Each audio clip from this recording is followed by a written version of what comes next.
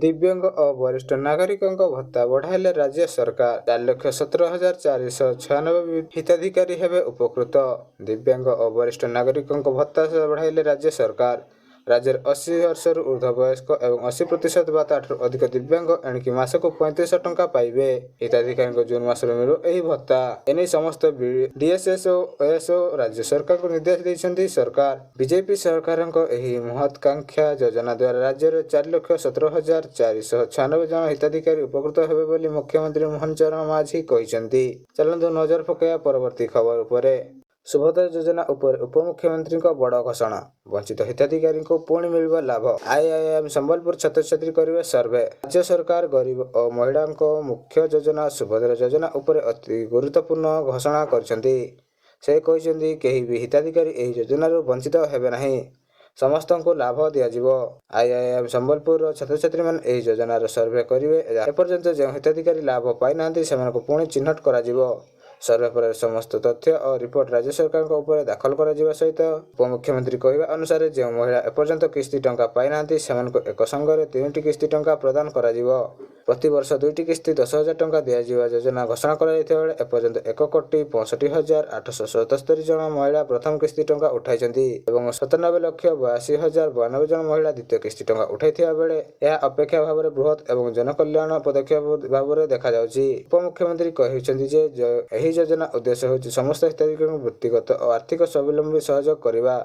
ସେ ଆହୁରି କହିଛନ୍ତି ସରକାର ପ୍ରତି ସମ୍ବେଦନଶୀଳ ଓ ପ୍ରତିବଦ୍ଧ ଅଛି ଏବଂ ସେହି ପାଇଁ ଏହି ଯୋଜନା ଆହୁରି ସଫଳ କରିବା ପାଇଁ ପ୍ରୟାସ ଜାରି ରହିଛି।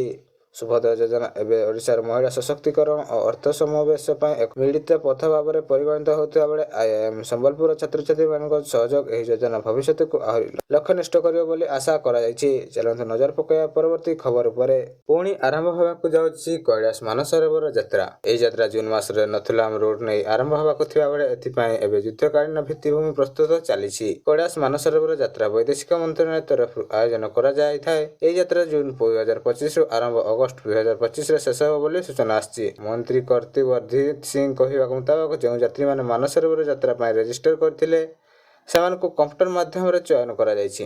ଯାତ୍ରା ପାଇଁ ଚୟନ ହୋଇଥିବା ଶ୍ରଦ୍ଧାଳୁଙ୍କୁ ସୂଚନା ଏମ୍ଏମ୍ଏସ୍ ଏବଂ ଇମେଲ ଜରିଆରେ ସୂଚାଇ ଦିଆଯିବ ବୋଲି କହିଥିବା ସହିତ ଶ୍ରଦ୍ଧାଳୁଙ୍କୁ ନିଜର ଚୟନ ଷ୍ଟାଟସ୍ ୱେବସାଇଟ୍ https://kmy.government.in କିମ୍ବା ହେଲ୍ପଲାଇନ୍ ନମ୍ବର 0112308833 କୁ ଯାଇ ଦେଖିପାରିବେ। ସୂଚନାଯୋଗ୍ୟ କୈଳାସ ମାନସରୋବର ଯାତ୍ରା ପାଇଁ 5,561 ଜଣ ଆବେଦନ ସଫଳତାପୂର୍ବକ ଅନଲାଇନ୍ ରେଜିଷ୍ଟର ହୋଇଥିବା ବେଳେ ଏଥିରେ 4,024 ପୁରୁଷ ଏବଂ 1,537 ମହିଳା ସାମିଲ ରହିଛନ୍ତି। ପ୍ରତି ବ୍ୟାଚ୍ ପାଇଁ ପ୍ରାୟ 750 ଜଣ ଚୟନ ହୋଇଥିବା ବେଳେ 50 ଜଣ ଯାତ୍ରୀ ପାଇଁ 5ଟି ବ୍ୟାଚ୍ ଲେପୁଲେଖା ରାସ୍ତା ଏବଂ 50 ଯାତ୍ରୀଙ୍କ ପାଇଁ 10ଟି ବ୍ୟାଚ୍ ନଥୁଲାମ ରାସ୍ତା ଯିବେ। 2017ରେ ଡୋକଲାମ ଗତିରୋଧ ଓ 2019ରେ କୋଭିଡ୍ ମହାମାରୀ ଲାଗି କୈଳାସ ମାନସରୋବର ଯାତ୍ରା 5 ବର୍ଷ ଧରି ବନ୍ଦ ରହିଥିଲା।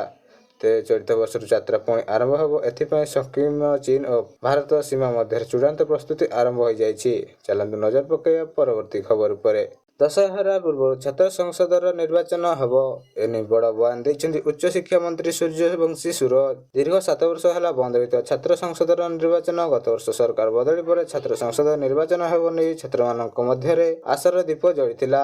ଆଉ ଛାତ୍ରଛାତ୍ରୀଙ୍କ ଏହି ଆଶାର ଘିଅ ଢାଳିଛନ୍ତି ଉଚ୍ଚଶିକ୍ଷା ମନ୍ତ୍ରୀ। ଛାତ୍ର ସଂସଦ ନିର୍ବାଚନ ହେବା ନେଇ ଗତ ଜୁନରେ ମନ୍ତ୍ରୀ କହିଥିଲେ କି ଛାତ୍ର ସଂସଦ ନିର୍ବାଚନ ନେଇ ନିର୍ବାଚନ ବିମର୍ଶ ଚାଲିଛି। ସରକାର ଯାହା ବି ନିଷ୍ପତ୍ତି ନେବେ ଛାତ୍ର ସମାଜର ସକାରାତ୍ମକ ଦିଗରେ ଦୃଷ୍ଟିରେ ରଖି ନେବେ। ଛାତ୍ର ସଂଗଠନର ଦାବି ଗୁରୁତ୍ୱପୂର୍ଣ୍ଣ ବୋଲି କହିଥିଲେ ମନ୍ତ୍ରୀ। ହେଲେ ଯଥେଷ୍ଟ ସମୟ ନଥିବାରୁ ଏ ବର୍ଷ ନୁହେଁ ଆସନ୍ତା ବର୍ଷ ନିର୍ବାଚନ ହେବ ବୋଲି ସେ କହିଥିଲେ।